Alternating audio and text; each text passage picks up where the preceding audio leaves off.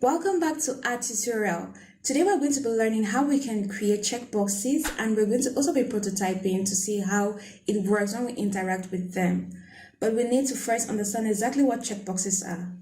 Checkboxes allow users to select multiple options from a list of options. If you have a list of 1 to 100 and you have items in them, the user can select one or more of those options. And because of the fact that checkboxes allow users to select multiple options, we need to understand the various states. So when a checkbox is unchecked, it means that it's unselected. That is the first state. If a checkbox is checked, it means that the user has selected that option. And there is a last option called the indeterminate state, and I'm going to use this with a scenario. Now picture a scenario where you have created a list of 10 options, and the very first option there says select all. If a user checks select all, it automatically selects all the children. If a user clicks on unselect all, it automatically unselects all the options that fall under that particular category. Now, what happens if a user selects some of the options? If the user selects some of the options from that list of options that has select all as a parent and the options below it as children, it means that those options that were selected have been partially selected, and that is going to create an indeterminate state. For the purpose of the tutorial, we're going to be focusing on unchecked, checked, and the hover states. Now it's time for us to start creating a checkbox. The first thing we're going to do is to make sure that you're on the design tab, because I was currently on the prototype tab. You come to where we have the rectangle tool on our toolbar, click on the drop down icon, we select the rectangle, hold down shift and drag to draw a perfect square, and we need to change the width and the height. Where we have the properties panel, you just need to select width and we'll enter 20, making sure that your icon has been checked or is highlighted to show that it's going to constrain the proportions equally. So when you're done, you enter 20 and we are good with the size. I will just move this a little bit to the right, and I want us to take out the fill and to add a stroke. So to take out the fill, make sure you come to where we have the design tab, and where you can find fill, we just click on the icon that looks like a minus or a dash once, and it's going to take it out. But we'll need to add a stroke, so we'll come below where we have stroke and click on the plus icon, and it's going to give us a stroke, a black stroke. The first thing I'll need to do is to change the stroke width to 2, and we'll change the color. So we have a predefined color palette, so we'll just come to where we have the 4 dots and select it, and we'll choose the dark gray shade that we had created. If you have not watched a tutorial on adding color palettes, then you need to refer back to the video in the description box. I'm also going to add a card to it, so make sure that you find the tutorial.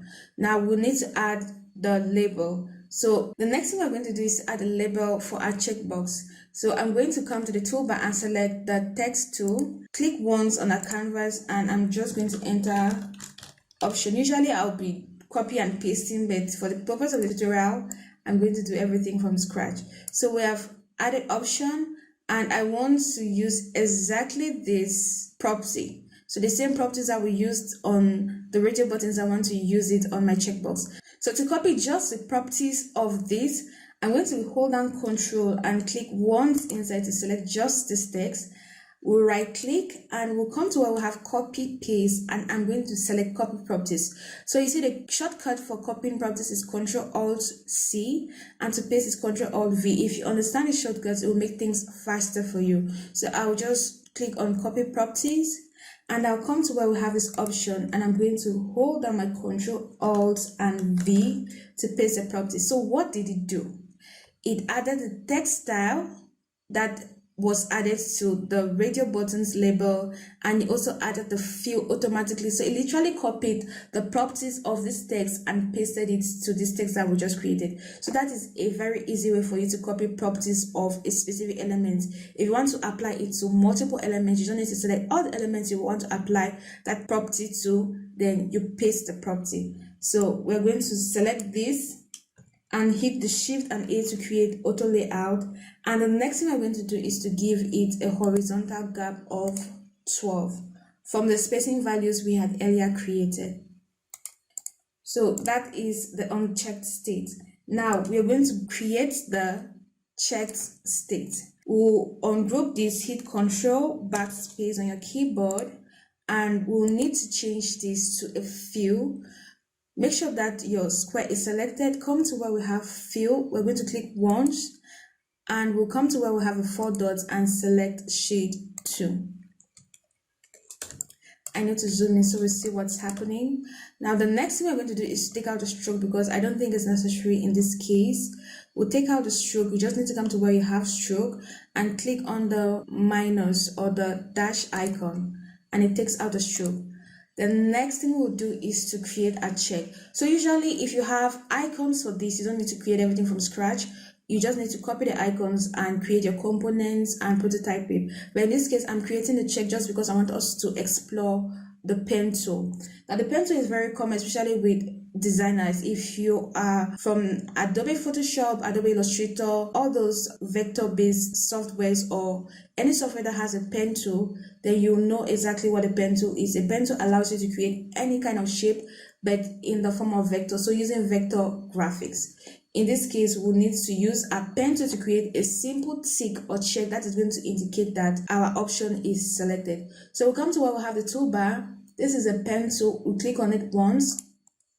I will zoom in so we can see what we are doing. I'll create the first point by clicking once, create a second point by clicking once, and create a third point by clicking once. Okay. The check may not come with these rounded endpoints. And if you notice that your tick doesn't have the roundness that mine has, you just need to come to make sure that it's still selected. You come to where you have a stroke and you click on the 3 dots here. So you click on the 3 dots, it's going to give you more options to change the endpoints and change the join. So this is the join and this is the endpoint. So yours might look like this from the beginning, and the edge might look like this from the beginning. So if it looks like this and you want it to look like mine, you just need to come to where we have endpoints, select round, and where we have join, you select round. Great. So I think we are okay with creating our tick or a check. When you're done with it, make sure that you click on done. Now I want to centralize this, and I want to reduce the size of the tick to about 10 or 12. I think 10 is fine, and we are good to go. So one thing that I think we should add is going to be the roundness for the border radius for the check box itself. I'll come to where we have border radius. Under the properties panel, click on the icon, and I'm going to select the border radius that we had earlier created of 4. Yes. So I'll do the same thing here, select this, and I'll also give this a border radius of 4. We need to group these, Ctrl G, and we're going to select the checkbox and the label, and we're going to hit Shift A to give it an auto layout. Make sure that we change the horizontal gap to 12 too. So that is good. And the last state we are going to create is the hover state. So we'll duplicate the unchecked state, and we'll simply change both colors to this color, which is shade 2. So make sure that it's selected, and we'll just come to where we have selection colors. If you don't see it, you need to scroll down, and we're going to click on the color. We'll just change it to the shade that we had earlier created. And that is the hover state. Now the next thing we're going to do is to create a component. So select all the options we just created, come to the component icon, drop down, and click on create component set. We're going to rename the component set to checkbox. And the next thing we need to do is to give each and every one of the states value and properties. The property name for this is going to be states. The first state is definitely the unchecked state. The second state is the checked state. And the last state is the hover state. Great. So we've created our designs, we have created our components, and the last thing we're going to do now is to create a prototype. So we're going to go to the prototype tab. Make sure that you go to the prototype tab, click on it once, and we need to link this up. How is it going to go? Now, when you're on the unchecked state and you want to check it, you need to make sure that the very next stage is the hover state. So we'll link this up to the hover state. So our trigger is going to be while hovering. This is what it's going to look like, and make sure that Smart Animate is selected, Ease Out is selected, and we are good to go. When you're in the hover state, the next thing you can do is what? To check it. So you can check it and make sure that the trigger is on click. It's going to change to the check state and it's going to Smart Animate.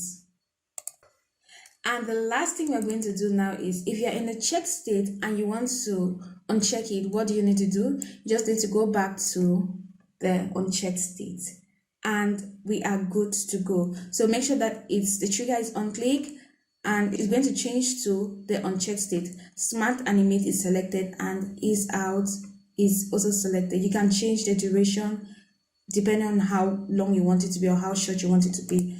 Now we are done with creating our prototype, and let's test it out to see if it works or not. I'll just create an instance of this by holding down Shift and Alt, and we just need to test out to see if this is actually going to work.